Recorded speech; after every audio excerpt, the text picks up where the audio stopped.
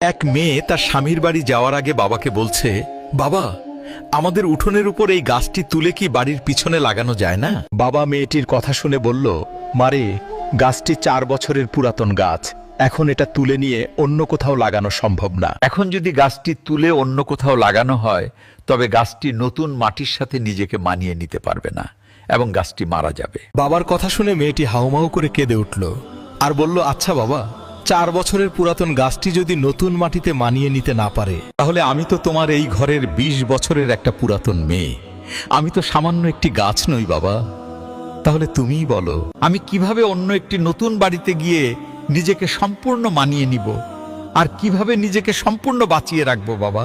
মেয়েটির মুখে এমন একটি কথা শোনার পরে তার পরিবারের সবাই অবাক হয়ে গেল আর বাবা আওয়াজ করে হাউমাউ করে কাঁদতে লাগলো। আসলে আমরা ছেলেরা মেয়েদের জীবনটাকে যত বেশি সহজ মনে করি, তাদের জীবনটা কিন্তু ততটা বেশি সহজ নয়, অনেক কঠিন।